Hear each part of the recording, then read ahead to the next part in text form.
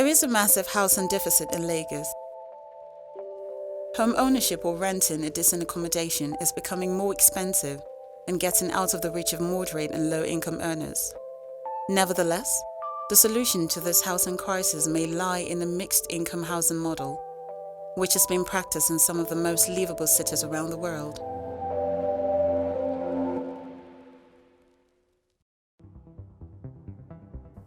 Ikoyi is one of Lagos' affluent residential areas known for its wealthy residents with very expensive real estate. In fact, the south of Lagos plays host to numerous affluent residential areas such as Victoria Island and Lekki, which provide comfortable and luxurious living spaces exclusively for high-income households.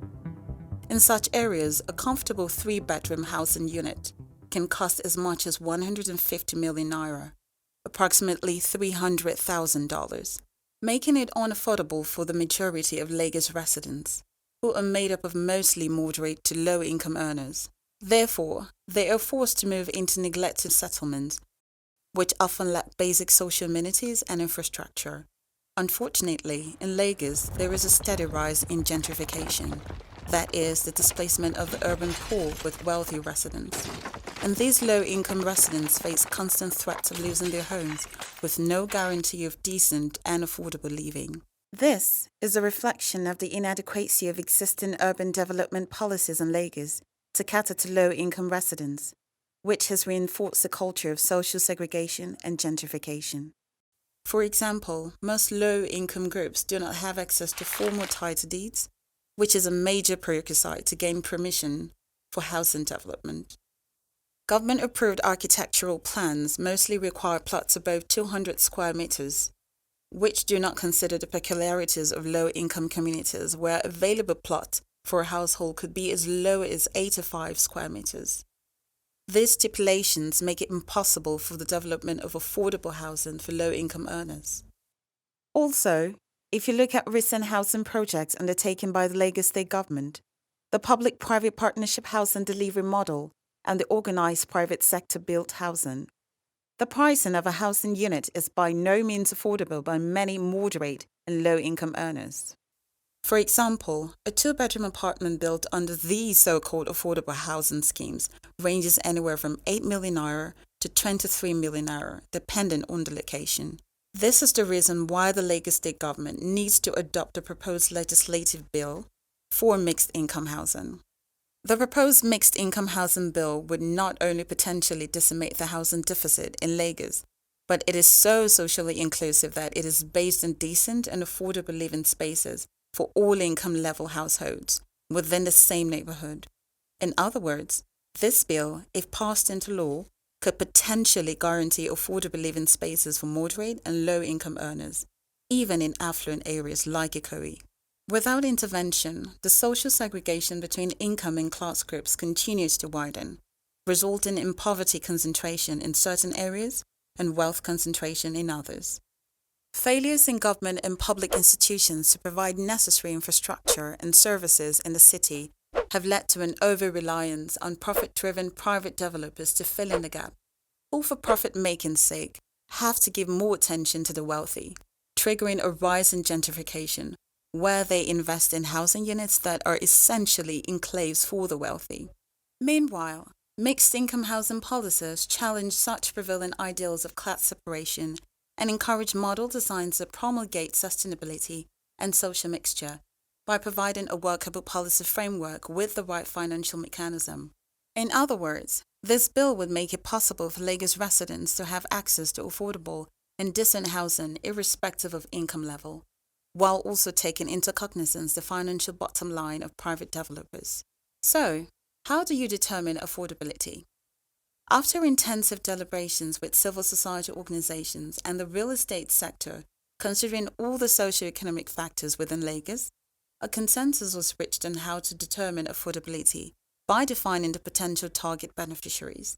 According to the consensus, pricing of housing units should be within the reach of a household whose total earnings is below twice the prevailing minimum wage. Therefore, following the official minimum wage rate as at the time of producing this video, the target beneficiaries of any low-income housing should be the groups that earn up to 60,000 naira every month, Achieving this level of affordability would be a huge task without adequate government policies. There are three main proposals reflected throughout the bill, which deliberately promulgates social mixture and maintains housing affordability across different income groups. The first proposal defines the percentage allocation of housing project sites among income groups. Developers will have to allocate 20% of their housing project sites greater than 50 hectares to affordable housing schemes run by the government or cooperative groups. Within these affordable housing schemes, 15% will be reserved for moderate income earners, while 5% will be reserved for low income groups. These income groups must be members of a government-recognized cooperative organization in order to participate in the scheme. This means that the developer will calculate the pricing scheme in such a way that the 20% allocated to the government or cooperative groups will be partly subsidized for purchases made by high-income buyers. It is important to note here that without government-led financial mechanisms and incentives, affordable mixed housing will not be commercially visible to implement due to market pressure. Such mechanisms include land subsidization by the government, low interest rates for long-term loans, tax incentives and abatements for developers adopting the mixed housing policy within their construction sites. Secondly, one of the proposals in the bill is aimed at avoiding the reselling of affordable housing units at market value by the low-income residents, thus making it mandatory for house ownership transfer to be strictly between cooperative group members. And thirdly, to address the issue of expensive land prices due to speculation, the bill proposes that undeveloped land should accrue tax relative to the value of the land every 2 years. Land speculation is one of the major factors making housing so expensive. Wealthy individuals speculatively purchase land with no plans of development, only to sell the plots later at a higher price, driving its value higher as it passes from one speculative buyer to another. Taxation would discourage such speculative purchase of land without the intention of developing. The bill also acknowledges the vulnerability of single mothers, widows, the elderly, and people living with disabilities. They are the most vulnerable groups among the lowest and low-income earners whose needs have been neglected so far and therefore need to receive special consideration in a mixed-income housing policy. Finally, the bill provides urban design guidelines that support convenience and easy navigation for low-income residents. For example, developers are to ensure that public amenities like public primary school, public healthcare clinic, and a fresh food market are within a 1-kilometer walking distance from the estate. And most importantly, the estate must be well connected to the public transport network with a dedicated bus stop within a 500-meter distance from the main entrance. Studies have shown that inclusive and equitable cities are livable, economically vibrant, and safer. Already, cities around the world are practicing this very mixed housing model.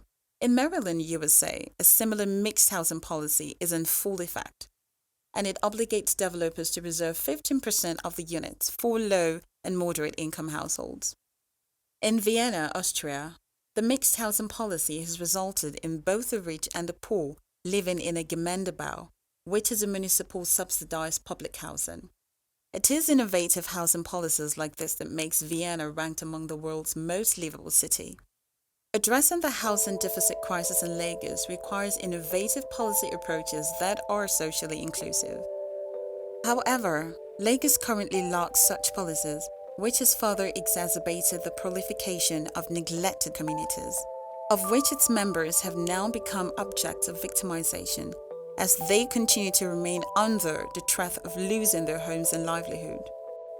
Meanwhile, cities like Maryland and Vienna continue to prove that a shared living space among the poor and the rich is not only possible, but can also be commercially visible.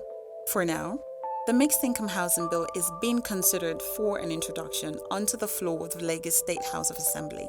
The private sector, civil society members and development activists in Lagos are currently working hard to get it debated and passed into law. You too can play your part by sharing this video and joining the online conversation with the hashtag Mixed Housing for All.